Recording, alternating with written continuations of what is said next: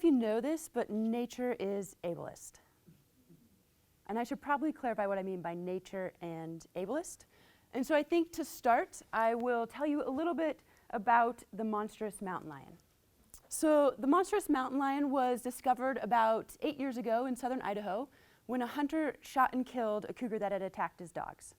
Upon killing the cougar, the hunter realized that the cat had another set of fully formed teeth and whiskers growing out of the top of its head, which you can see in the image. As images of the cougar went viral, people described it as bizarre, even monstrous, too unbelievably freakish to be real, a real freak of nature. A few days later, the Idaho Department of Fish and Game stepped in to kind of settle an ongoing dispute as to whether it was even a real photo. And they confirmed that, in fact, it was not photoshopped. The cougar was real. But they did so and also added that they, too, had never seen a deformity like this one.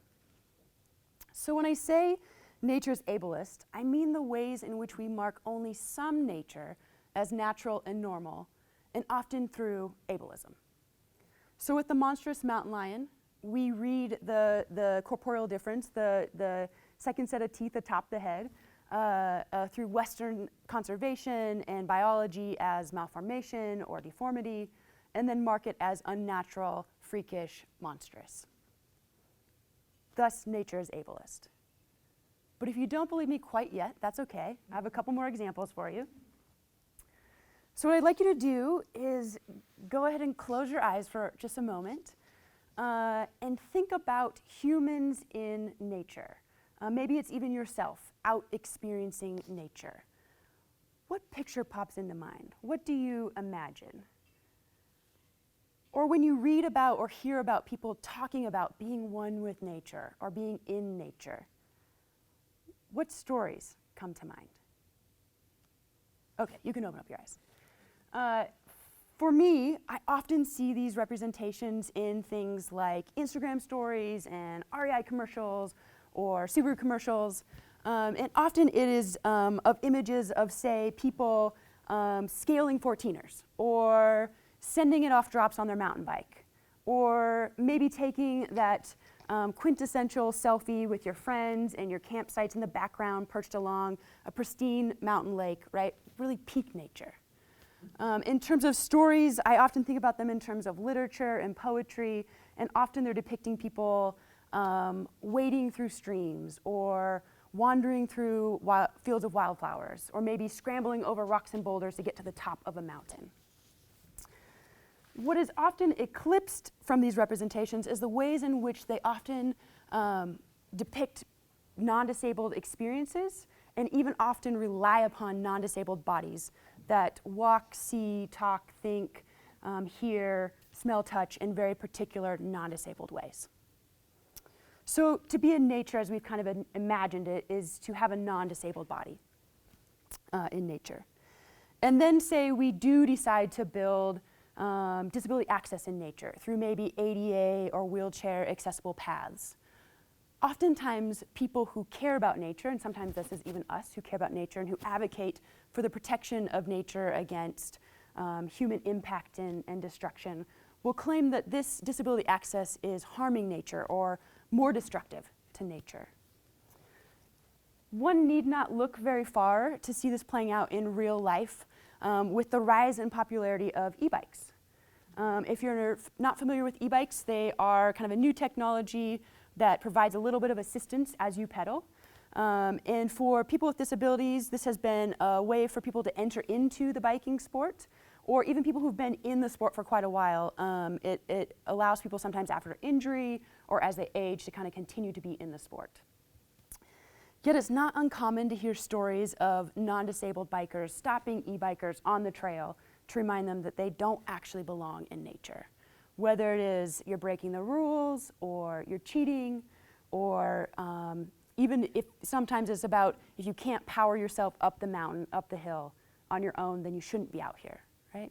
Or even to hear and read about comments on social media where people talk about how e-bikes are ruining the trails and ruining the sport for the real bikers. Thus again, nature's ableist.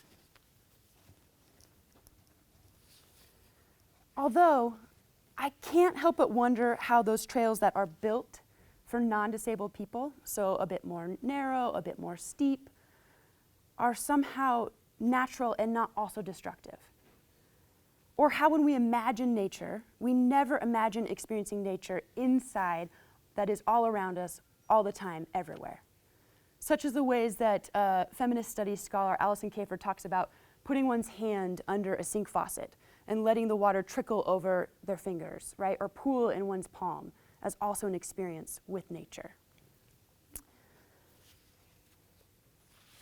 Nonetheless, nature is ableist. As humans have clearly demonstrated, anything different in terms of bodily formation is unnatural and abnormal. To connect with nature, you need a non-disabled body. And if you have a disabled body and you're in nature, you're destroying that nature. So clearly ableist, at least according to humans. Because when I say nature, what I actually mean is the ways in which humans construct nature, the ways in which we story it, we create it, we imagine it, and often through ableism. But what if ableism wasn't nature's story at all?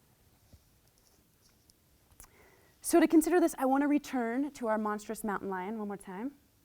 While humans described the cat as abnormal and unnatural, post-mortem investigation of the animal actually showed that it was doing just fine. It was actually in many ways quite healthy until it was killed. So what if such differences are not bad, but rather what feminist science studies scholar Banu Subramaniam describes as merely variation? And what if transformation, based upon such variation or difference in nature, is not unnatural, but actually, as anthropologist Anna Singh describes, essential for survival because it is what prompts evolution. So what if nature is not ableist, but actually crip, in the ways in which it subverts and disrupts our embedding of ableism into it? It seems like nature's not the problem, but maybe humans are, maybe we are. And so maybe it's time to move away from these ableist understandings of nature and towards a more accessible, holistic, inclusive, I'd even argue crip, kind of nature. Thank you.